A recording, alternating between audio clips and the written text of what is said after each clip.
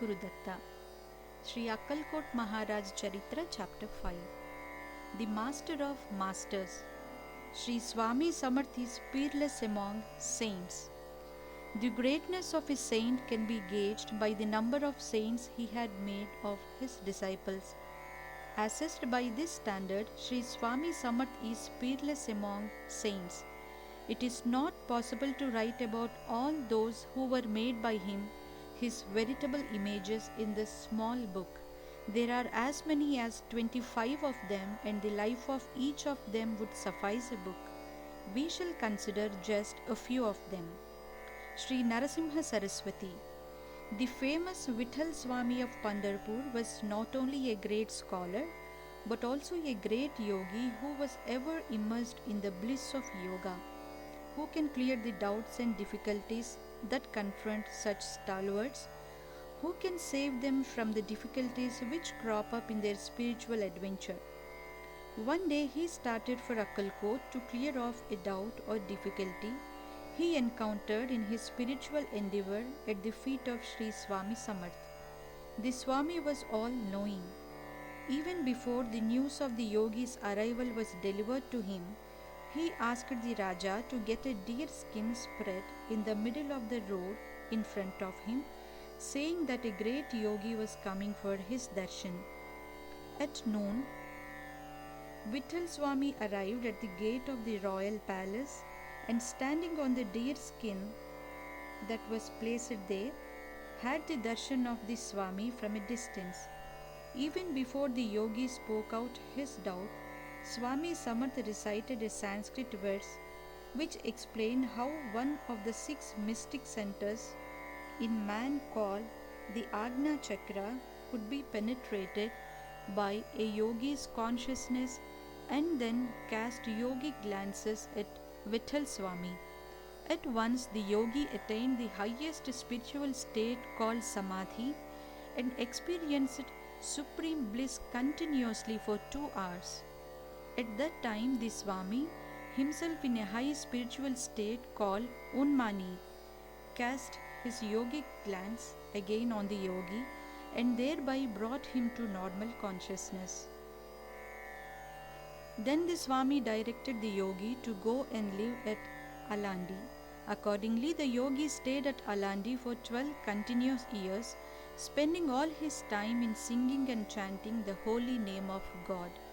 He attained great spiritual powers. A number of devotees flocked around him, to whom he ordained the singing of the Lord's name as sadhana. He used to revere those who chanted well with gifts which he materialized by his powers. After some time, Vitthal Swami again visited Swami Samarth, who at that time stayed in the temple of Sri Rama. Even before the yogi arrived there, the Swami addressed him and said, "What, you have not left off the courtesan yet?" None of his attendants understood to whom the words were addressed and what they meant. After a while, the yogi came into his presence, bowed before him and said, "Master, I am ready to do so, but your grace is needed." The Swami smiled benignly and asked his attendants to spread a deer skin on the ground. Vitthal Swami stood on that, took his darshan and went away. The word courtesan referred to the yogic powers which Vitthal Swami displayed to his devotees. Later he became famous as Sri Narasimha Saraswati, a saint of great power. Sri Bidkar Maharaj. Ramanand Bidkar was deeply religious even from his childhood. He lost his father in his childhood, visited many holy places and later settled at Pune as a dealer in jewels and sandalwood. Out of a great desire for wealth, he somehow succeeded in learning the secret of alchemy and amassed a lot of wealth. Consequently, he fell a victim to many vices. When he went to Gwalior on business, he was enticed by a woman. In his infatuation for her, he hastily promised to take care of her all throughout her life, but all the time he was feeling guilty. When she died a little later, He first thought that his problem was settled but could not control his lust. One day, while talking to a sadhu, he revealed his spiritual urge and also his weakness. The sadhu laughed derisively and said, "Yoga is not for one like you, one who could not give up his weakness." Bidkar was stung to the quick and he vowed to win the respect of the sadhu at any cost. At once, Bidkar proceeded to a temple of Maruti and started reciting the holy Anjaneya Kavacha incessantly, foregoing food and drink. One night, he received a divine injunction to proceed to Akkalkot. He at once went there, but as Swami Samarth stayed in the private apartments of the Raja, he could not see him. Then he vowed not to think of food and drink till he had the darshan of the Swami, and spent 2 nights chanting the Swami's name incessantly. The Swami, who till then tested the determination of his devotee, at once jumped the palace wall and gave him darshan. He then asked, "Why are you bowing to me?" Bidkar replied, "So that the foundation of my spiritual life might be strong." The Swami then pointed in one direction and said, "See there." There Bidkar found a deer skin hung on the wall. Thinking that the Swami might be thereby prescribing yoga for him, the visitor said, "But I do not know anything about it." "What ignorance!" the Swami thundered and heaped foul abuse on him. Devotees Cholappa and Sundarbai whispered a caution to Bidkar, "You have a family. If the Swami gets angry on you, would be destroyed. Beware." Bidkar humbly said to the Swami, "Whether you kill me or save me, I seek refuge at your holy feet. I shall accept your foul abuse as a sweet blessing." The Swami did not calm down. "Your purpose is accomplished. Get away from here," he wrote. Bidkar stood stupefied. The Swami cast yogic glances at him and Bidkar's body quivered under the impact. After a parting salute, Bidkar happily left for Pune. There he found that without any effort on his part, his mind was saturated with wisdom, jnana, and dispassion, vairagya. Introverted, it was always locked up in incessant japa or chanting of holy word. Bidkar took Sri Swami's darshan on a full moon day in the month of Magh, February to March. Then the Swami said to him, "This mango, Bidkar's faith, is half ripe. When it is completely ripe, the job is done." After 3 years, Bidkar returned to Akkalkot and resolved to serve the Swami till he gave him initiation. One day he went on massaging the legs of Swami, but the latter did not ask him to stop at any stage. The whole night passed like that. Perhaps the Swami wanted to test him. A few hours before sunrise, a huge cobra stood between the legs of sleeping Swami, hissing fiercely at Bidkar. But he did not fear it. Instead, he said to himself, "It is a good fortune to die while serving the Swami." The master woke up suddenly and cried, "You are an obstinate devil," and slapped him on his cheek and said, "Get out, you obstinate fellow." In great bliss of mystic experience, Bidkar fell down senseless. The devotees carried him to the neighboring room. When he woke up, Bidkar was happy to realize that he was in the Samadhi state. On Bidkar's subsequent visit, the Swami said, "Am I indebted to your elders? Stay here and serve me." It is said that these cryptic words actually meant that Bidkar's purpose was fulfilled and that he was to feed 1,000 people. Bidkar immediately proceeded to Pune and purchased 1,000 rupees worth of scents and started back to Akkalkot. On the way, his horse grew restive and many of the scent bottles were broken, causing a heavy loss to Bidkar. However, he fed the Swami. The Swami smiled at him and said, "You have fed me, but you have not given me dakshina, the offering of money to the Guru. What would you give me? Will you give me enough?" Bidkar bowed to him and said, "As much as you demand." The Swami looked at him doubtfully and said, "You can't." But when Bidkar took an oath that he would offer anything that his master asked him, the Swami said, "Then your offering shall be this, giving up of the practice of alchemy." Bidkar, who never anticipated such a demand, was stunned, and the Swami smiled at his plight. Bidkar bowed and at last made up his mind to obey the Swami's command. After some time, Bidkar again came for the Swami's darshan. Then Sri Swami Samarth ordered him never to come for his darshan again and told him to go on a holy trek around the river of Narmada Pradakshina.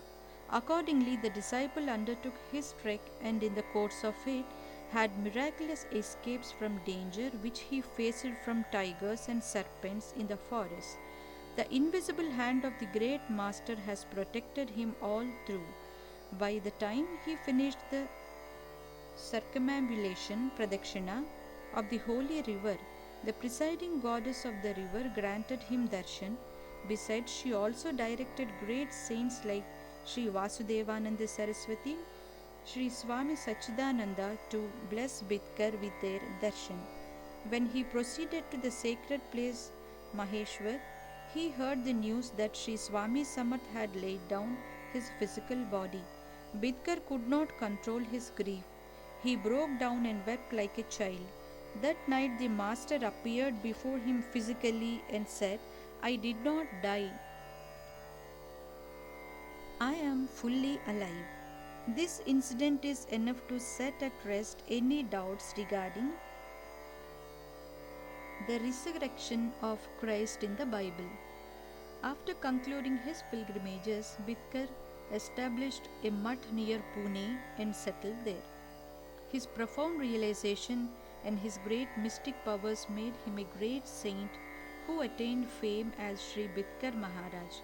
After a life of hectic spiritual ministration, he laid down his body on April 4th, 1913. Sri Sitaram Maharaj. He who attained great fame as a great yogi and a Jivan Mukta, that is, one who is liberated while alive, as Sri Sitaram Maharaj was the son of one Bapurao Vinayak Subedar of Satara.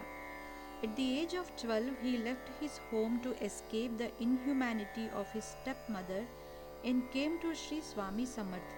He lavished all his love, which was due to his father, mother, Guru, and God, on the Swami and served him with total dedication. Though the boy was not at all learned, the master was much pleased with his devotion, and one day he blessed him by putting his hand on the boy's head. Within a short period of 6 years, the boy became a great Siddha Purusha, one endowed with great spiritual powers. One day Swami blessed him and said, "Go back to the place whence you have come." Sitaram reached Mangal Veda and stayed there for 40 years. He was ever immersed in the bliss of self. He became famous as Sri Sitaram Maharaj. He used to go for alms at noon and receive the same in his hands. Karatala Bhiksha. After lunch, he used to retire to the cremation ground for meditation. The one instruction that he gave to all those that sought his guidance was this: contemplate on the holy name incessantly. Do not strive for scholarship. Learn to see God everywhere. He knew the time and date on which his earthly life was to end far in advance. 15 days prior to that day, he told his devotees, "Your mad Sitaram will soon pass away." The event took place in a village called Karadi, 9 miles from Pandharpur. Yavan Aliya. Aliya is an Arabic word which denotes a yogi of great powers. The original name of the celebrated Aliya of Maindargi was Jamadar. He was a supervisor of prisons. He had to take care of prisoners during their outdoor work and see that they were safely locked up by evening. One day, one of the prisoners gave him a slip and Jamadar was afraid that his spotless career would suffer a black mark on the eve of his retirement. Finding no other way out, he thought of the Swami and vowed that if by his grace the prisoner was brought back, he would give up his job and devote the rest of his life to his service. Next morning, a constable found the prisoner near a canal and caught him. While confessing his guilt in the court, the prisoner gave an account of his rearrest thus: "At first I escaped and hid myself in that canal. When I planned to run away from there, a sadhu appeared before me and forced me to stay there. I simply could not run away." Jamadar was immensely grateful to Swami Samarth for his prompt help, and he at once left the job and started serving the master. A little later, one day, the master flew into a rage and hurled his wooden shoes at his new attendant and commanded him to go home. Jamadar took the padukas as a sacred gift from the master, went home and started worshipping them. But these fellow Muslims would not tolerate his idol worship and even drove him out of his house. Jamadar was very patient in the face of such odds and continued the worship in another place. By the grace of the master, he never had to starve.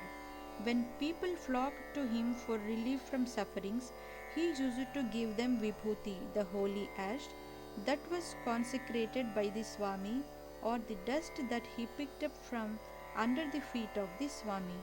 Both proved equally effective, and he soon attained fame as Pir Sahib Maharaj. People of all classes, caste, and communities used to flock to him, and the gifts offered to him swelled. Some of the co-religionists who objected earlier to the worship of Sri Swami's Padukas now tried their best to join him, but he never cared for them. He raised a shrine for the holy Padukas of the Master. Sri Anandanath Maharaj. Before becoming a famous saint through his contact with the Swami, he was a dealer in Ayurvedic herbs. He heard of Sri Swami Samarth from a doctor and came to Akkalkot for darshan. While he was washing his feet in a tank at the foot of a huge banyan tree, a small twig fell on his head, and then he looked up. He saw the Swami there up. The Swami kept his hand on the visitor's head as a sign of blessing. At once there was an outburst of intense dispassion, vairagya, in his heart. As a result, he stayed on at Akkalkot for 6 long years as Digambara, that is, as one who does not mind his dress or one who is naked.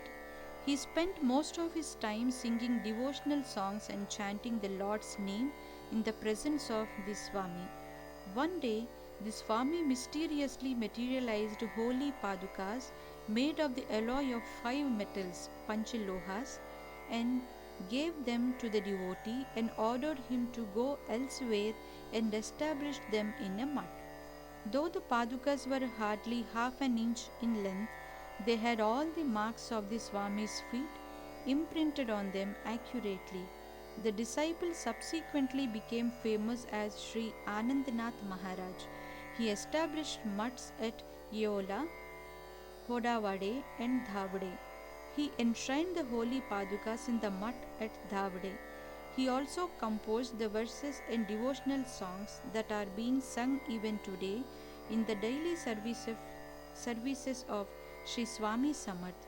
He used the divine powers with which the Swami had graced him to ameliorate the sufferings of his devotees. His glorious life on earth came to a close in 1904 on Jeshta Suddha Shashti, June to July, at a place called Vengurla. Sri Tata Maharaj. Ramchandra Venkatesh Boratkar was a Gauda Brahmin, a resident of Bombay. He was a dealer in herbs. He was keenly interested, even from his childhood, in the worship of Lord Shiva and was a frequent visitor to the temple of god Babulnath in Bombay. One day, Lord Shiva appeared in his dream and directed him to take darshan of his manifestation at Akkalkot. Later, when he visited Akkalkot, Sri Swami Samarth at once referred to his dream vision and also gave him darshan in the form of Lord Shiva. Boratkar shuddered at vision. The Swami manifested him the divine forms of Vishnu and Brahma. Boratkar fell at the Swami's feet and cried, Lord, I cannot bear the sight of this divine form. Please appear to me in the form of Yeti, renunciate. The Swami gazed at him most benignly and said, What is there to see? I shall myself enter your heart. So saying, he touched the heart of Boratkar. At once the disciple attained the blessed state of Samadhi. Divine powers also dawned in him spontaneously. Soon he became famous as Sri Tata Maharaj and devoted his powers for the service of the people and drew many of them onto the path spiritual. His manners of curing diseases was strange. He used to receive holy water tirtha from the hands of the patient, and through that he used to take away the disease. Even after Sri Swami's Niryana, Sri Tata Maharaj used to assure his devotees, Swami is still alive and is with us. I can show him to you. One proof of his claim might be noted here. Balakrishna Buva Suratkar was a devotee of Sri Swami Samarth in his early life, but after listening to the lectures of Swami Dayananda, he lost all his faith. At that stage, Sri Tata Maharaj not only revived faith in the heart of Balakrishna Buva, but also graced him with the experience of Samadhi for 8 continuous days.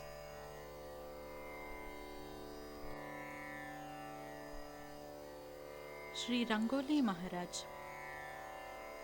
Shivaram Bhavdekar was born in a goldsmith family in the court of the Raja of Kolhapur.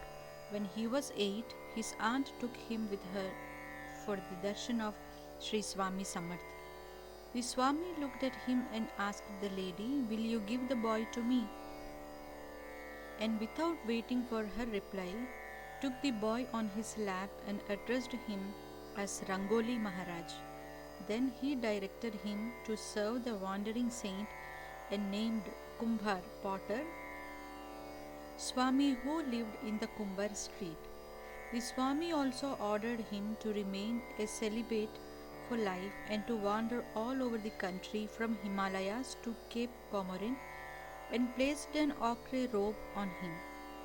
The transformation was complete and the boy blossomed into the famous celibate saint Rangoli Maharaj. However, Rangoli Maharaj kept his miraculous powers hidden from the public eye. When he visited Shiroda in 1924, the people took him for a spy. He used to stay in the cloth shop of one Prabhu Angonkar. He smoked beedis excessively, but he never asked anyone for the money to buy them with. He had a strange habit. He used to throw away the half-smoked beedis on the road without extinguishing them. One day the shopkeeper noticed it and warned him not to do so. Rangoli Maharaj replied, Know that Lord Anjaneya will beat you and that your shop will no longer exist. Strangely enough, the shopkeeper went bankrupt very soon.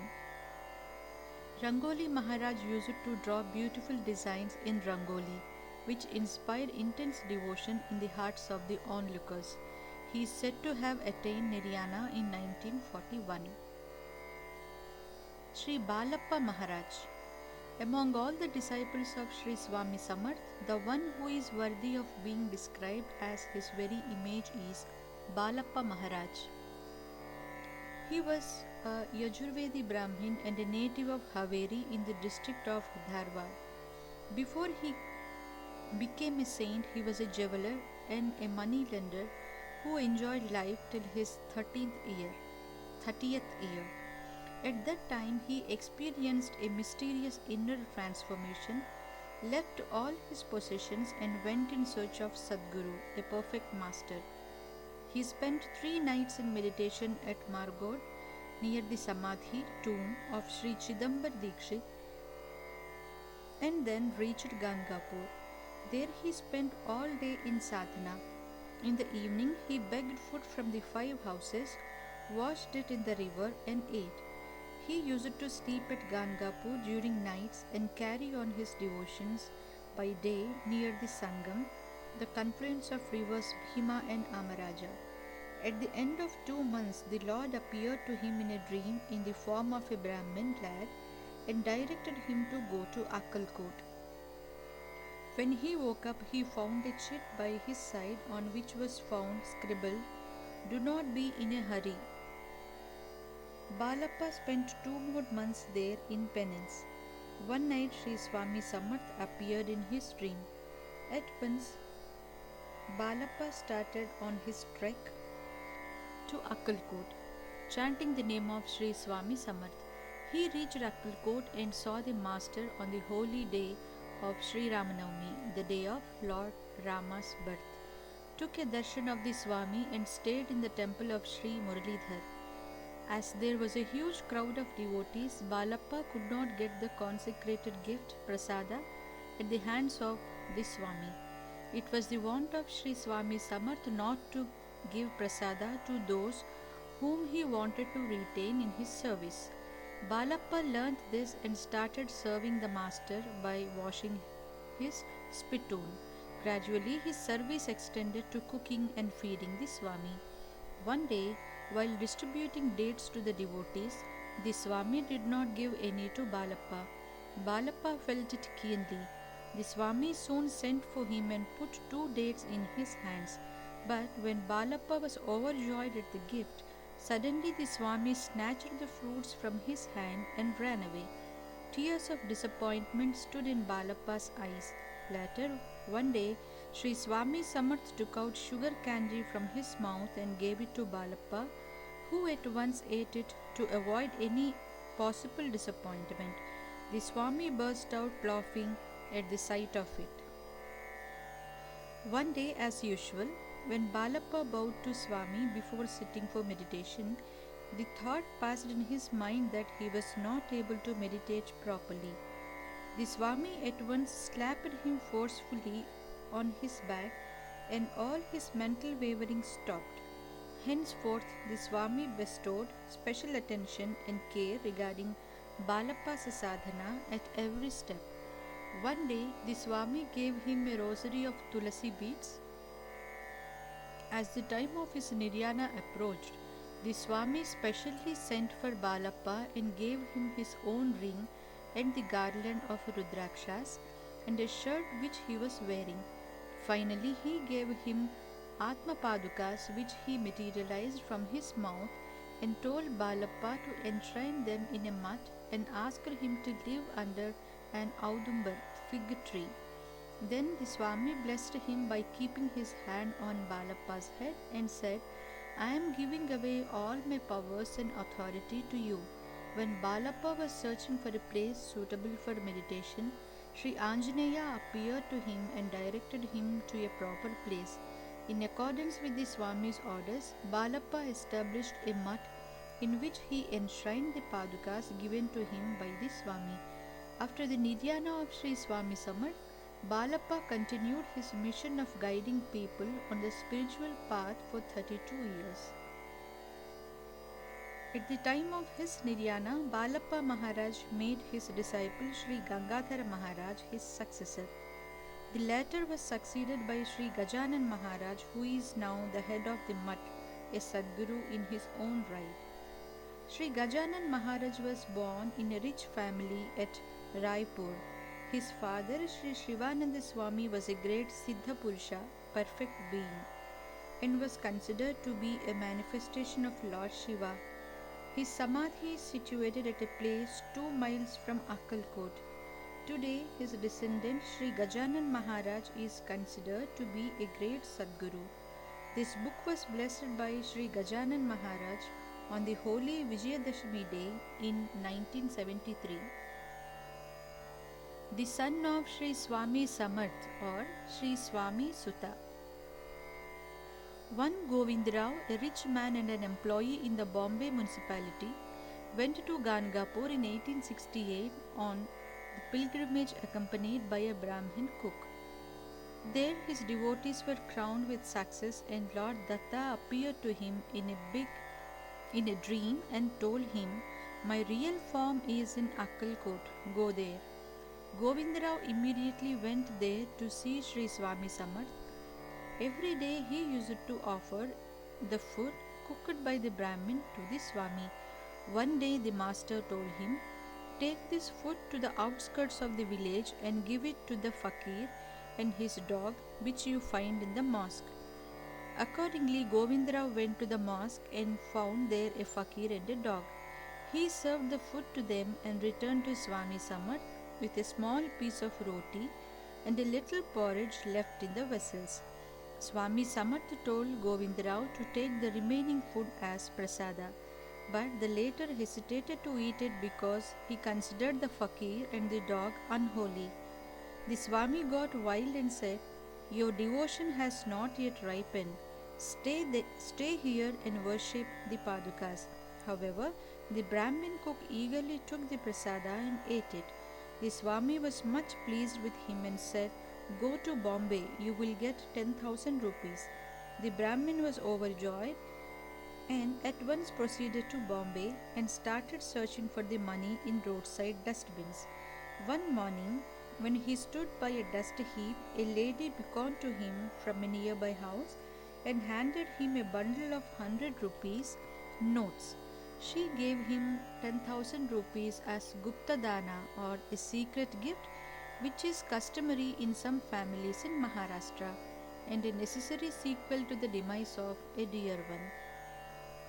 It so happened that on the previous day the lady vowed that she would give away the dhana, gift of money, to someone, to whomsoever she might encounter first on the next morning. And as for the blessing of Sri Swami Samarth, it fell to the lot of the good Brahmin cook. A merchant by name Lakshman Pandit heard of the above incident and vowed to the Swami that if all his debts are cleared within 8 months, he would take his darshan. Not long after, he gained a profit of 2,000 rupees, with which he cleared all his debts and at once went for Swami's darshan.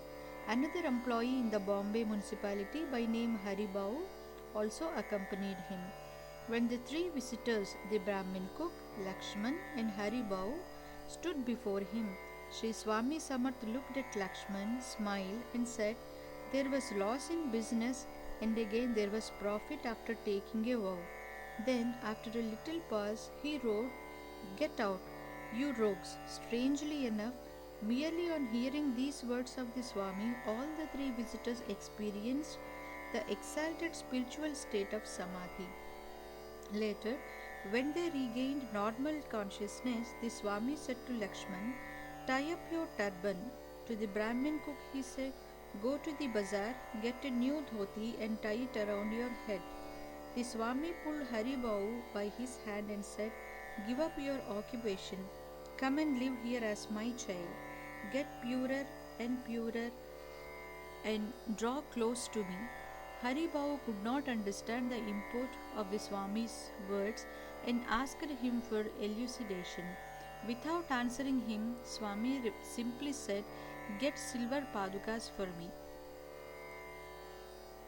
Taking leave of the Swami, Haribau reached Bombay, but he found that his heart was completely won over by the master. He had no other desire than to live in the presence of the Swami. Immediately he left all his possessions and taking silver padukas with him, he reached Akkalkot. The Swami stood up to receive the padukas and wore them for 2 weeks. Many of the attendants tried to take them from the Swami as prasada, but the Swami said, "They are my Atmalinga. I shall never part with them." After 15 days, he sent for Haribau and told him, "Give up all your activities and be my child. Establish a mutt on the seashore and hoist the flag of Dharma." Then he made Bau sit and stand thrice, touched the padukas once more with his feet, and gave them to Haribau with the instruction to enshrine them in his mutt. Before we proceed further, we must note an incident that took place on the night previous to the above incident. At midnight, the Swami woke up and approached the banyan tree, gently tapped it thrice with a conch, and muttered as though to some invisible spirits, "Get away from this place. Our children are sleeping here below." Haribabu woke up and touched the Swami's feet when everyone else was asleep.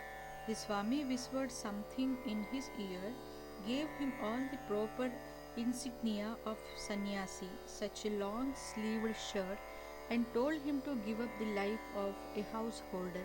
The next day, Hari Babu wore the ochre robe which the Swami gave him, took the padukas, and returned to Bombay. There he gave away all his belongings in charity, gave a white sari and a veena to his wife, and told her to dedicate herself to the service of the Lord. Later, he established mutts in Bombay, Chirchan, Ahmednagar, Pune, Thana, Vasai, Ratnagiri, and Chilplam. Haribabu was henceforth known to all as the son of the Swami. He used to visit his Guru father thrice a year. At Akkalkot, he used to stay alone in the temple of Lord Muralidhar, wrapped in meditation. How dearly the Swami loved the disciple can be seen from the following episode. One night, when the Swami was asleep, a visitor, an advocate, performed arati to him. The Swami suddenly woke up and sternly addressed the advocate, "You have left my Hanuman, devout servant, in the darkness, and you come here to ask my favors. First go and attend to his needs." At first, the advocate could not understand anything. Then he saw he was led by another attendant to the temple of Lord Muralidhar, where Swami Sutta was seated in meditation in the dark. Henceforth, every day before going for the Swami's darshan, the advocate used to keep a lamp burning in front of Swami Sutta. 3 or 4 years later, when Swami Sutta visited his master, the latter told him that his earthly life was drawing to a close and that his mission had to be continued by him, that is, Swami Sutta. Swami Sutta was shocked at the revelation.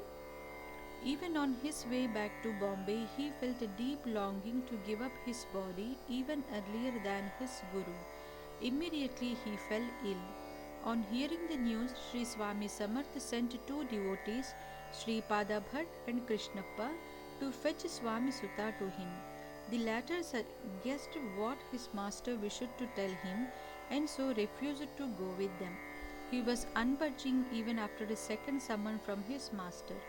On hearing about his disciples' resolve, the Swami spoke sternly, "If he does not come, I shall destroy his house. The necessary guns are ready with us. The necessary guns are ready with us." In the darker half of the month of Shravana, July to August, on Padyami, first day after new moon, Swami Sutta attained Yoga Samadhi. The Swami knew it even before any message reached him. He was seated with his head bent low, in a gesture of profound grief. Shortly the message arrived. The mother of Swami Sutta, Srimati Kakkubai, who was there, broke down in grief. The Swami said to her, "Don't grieve. He is as much a child to me as to you. I am as much a child of yours. I have sent his soul to a glorious state. Believe my word." After this incident, the Swami was often found crying, "Peacock, peacock." No one understood what he meant. The Raja of Akkalkot took his words literally and got a real peacock, but the Swami never cared even to look at it. To a lady devotee, the master said that he wanted a ball of mercury. This request was no less puzzling to her. By that time, one of the devotees of late Swami Sutta arrived from Bombay to request Swami Samarth to provide a deserving successor to the seat of Swami Sutta in Bombay. The Swami did not reply. Soon the younger son of Srimati Kakkubai, aged 8, came to see his mother. When mother and son came for his darshan, the Swami burst out laughing, turning his face towards the wall. Then he ordered the visitor to take the young boy to Bombay and make him the successor of Swami Suta's mutt. Poor Kakubai was sore that her second son also was to become a sannyasi, but the Swami did not heed her tears at all. The boy was promptly taken to Bombay, but he had to be brought back again because he refused to be ordained as the head of the mutt. The Swami immediately said to his attendants, "Take this tiger skin and make him stand on that. Take this garland and put it around his neck. Take these padukas and put them on his head." He then gave them all the three articles mentioned. Although the ceremony of master was personally fanning the young head of the mutt, Sri Kakubai was no longer sad, for what greater fortune could fall to her son than to be so honored and loved by the Swami himself. She even said to him, "O Swami, you have made him who is not worthy even to stand at your feet so big, and you are personally serving him." But again, when the time of his taking sannyasi arrived, she could not control her grief. The Swami sternly said, "If she cries any longer on this holy occasion, take her away and lock her up."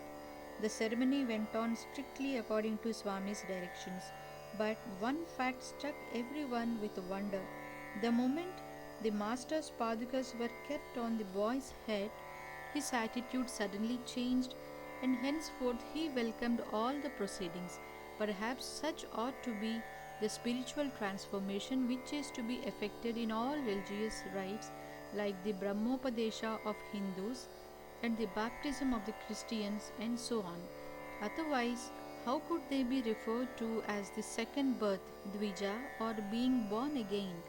Poor Kakubai wailed and knocked her head against the wall in protest. The Swami was unmoved. "There will not be the slightest change in my resolve," he said. "Once an order is inscribed on stone, no one can alter even a syllable in it." Then the Swami took the boy in his lap and, gazing at him with deep love, said, "Kakubai is not your mother, nor are you her son. You are just mine." After blessing him, the master christened him as Sachidananda Swami Kumar and made him the head of the mutt of Swami Sutta. Brahmachari Vaman Buva. Vaman Buva, a native of Pambori, district of Anandnagar, was from his boyhood days a devotee of Lord Dattatreya. Though he changed many jobs and met many sadhus, he could not get inner peace. One day, while at Pune, he heard a brahmachari, celibate sadhu, declare, "A life without the grace of Sadguru is worthless."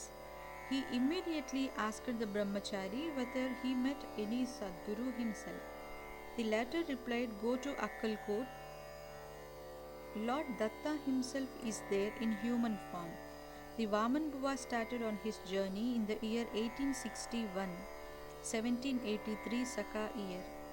But the Swami was in a village named Harda.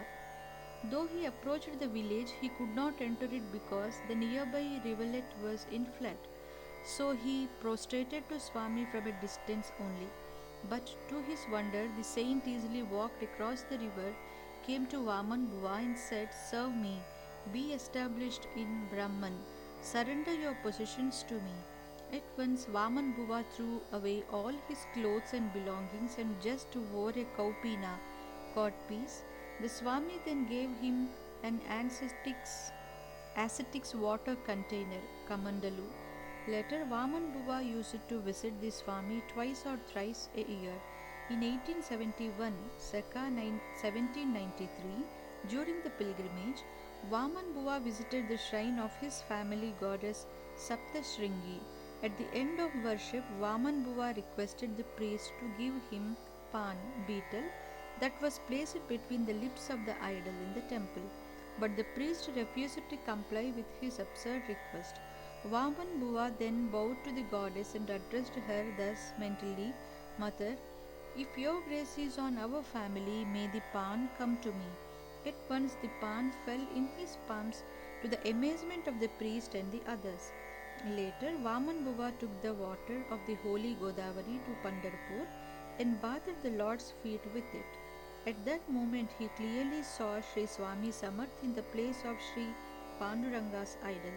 Subsequently, when he returned to the Swami at Akkalkot, even before he uttered a word, the Swami himself said, "As you went to Saptashringi and were making a lot of noise for the pan, I had to come there and give it to you.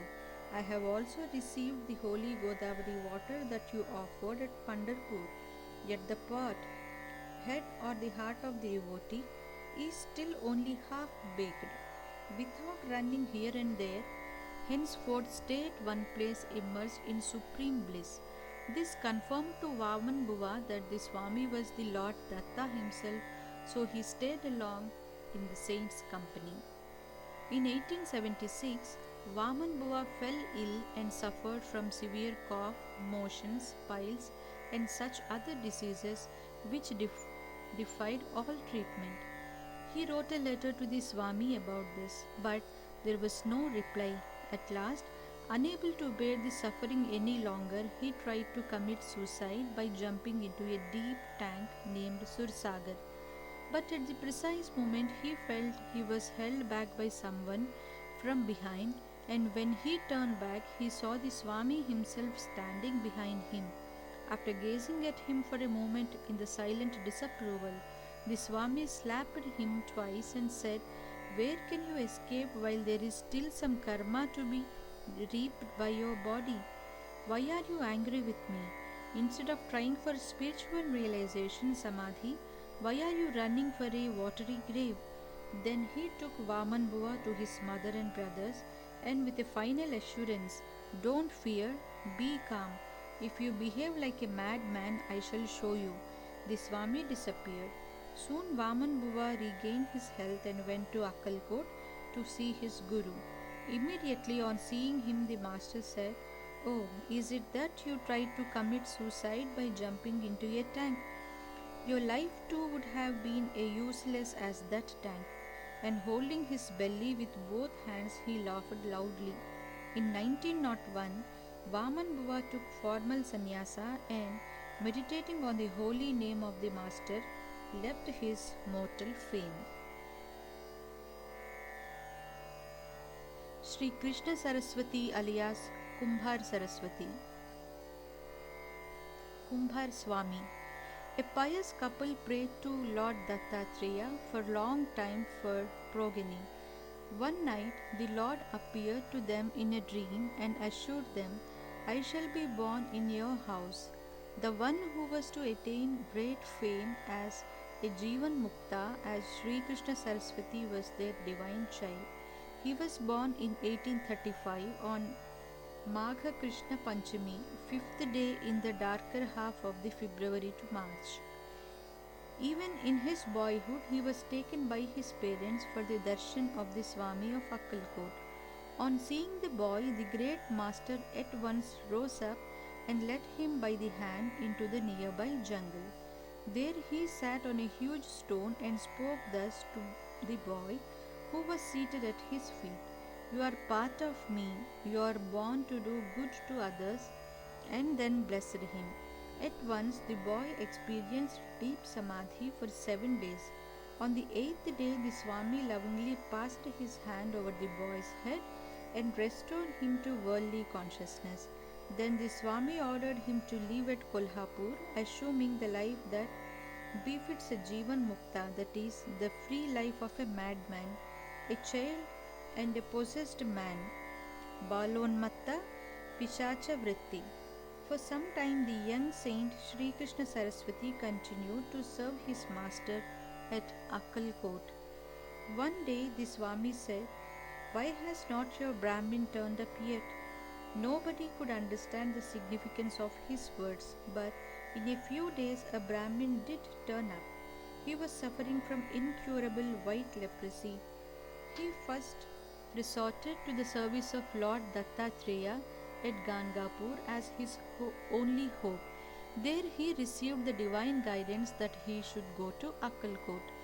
On his arrival, Sri Swami Samarth lent a patient ear to his tale of woe and finally said, "Go and serve Sri Krishna Saraswati and you shall be cured of the disease." Accordingly, the Brahmin accompanied Sri Krishna Saraswati to Kolhapur and served him very devoutly. Pleased with his service, Sri Krishna Saraswati cured him of his disease in a short time.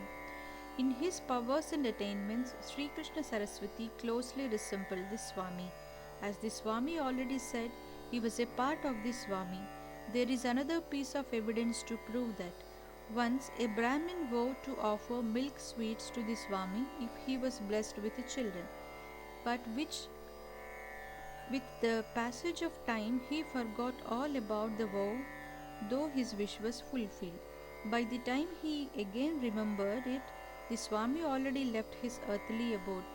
The Brahmin was very sore, and his one strong wish was to put the milk sweets in the mouth of Swami with his own hands. But how could he fulfill it? One night the Swami appeared in his dream and told him that he was living in Kolhapur in the Kumbhar Gully. Gully means street, in the form of Sri Krishna Saraswati, and that he could fulfill his vow there. The Brahmin visited Sri Krishna Saraswati and after proper worship put the sweets in the saint's mouth with his own hands. Sri Kelkar Maharaj. In the year 1847, Ramachandra Kelkar was born as the son of a poor railway employee. In his 8th year, the boy suffered from an acute pain in the stomach. Unable to bear the pain, the boy desperately thought, "If there is God, I must be free from my trouble within a week. If I am, I shall dedicate all my life to his service." Exactly as the boy wished, the pain mysteriously vanished. In accordance with his vow, the boy at once left his home and stayed with Sri Swami Samarth for 3 years. Pleased with his service, the Swami blessed him with spiritual power. Then he returned to Bombay and served Sri Swami Sutta for 4 months. In 1873, Brahmachari Buva brought marble Datta Padukas to Chilplam, gave them to a school teacher, and asked him to worship them till their man came. The person referred to as their man by the prophetic Brahmachari Buva was none other than Ramachandra Kelkar. Exactly at that time, Sri Swami Sutta sent Kelkar to Chilplam. Later, when Kelkar received the news of the Niryana of Sri Swami Samarth, he could not bear his separation from his Guru and took a vow to fast unto death. On the third day, the Swami appeared to him in his dream and said, "I am alive and I am carrying on my mission. Do not fast unto death." Before Kelkar left to Chilplam, Sri Swami gave him silver padukas and a staff and told him to beg his food every Thursday. The master assured him that he would thereby have no need to face want at any time in his life. A strange yogi. There was a strange family at Maindargi. All the members of that family were mad. In course of time, all of them died except one. A native of the same town who was a devotee of the Swami of Akkalkot took pity of the lone madman and took him to Akkalkot for the blessings of the Swami. When he prayed to the Swami to save the madman, the latter kept quiet. For 15 days the madman stayed in the presence of the Swami, and on the 16th day the Swami sent him back to Maindargi. In the course of a few more days, a startling transformation took place in him, and he was no longer a lunatic but a great saint whose word would never go in vain. Many people flocked to him and tried to induce him to say something positive about their wishes and plans. Mostly he never yielded to any inquisitiveness. He used to keep quiet.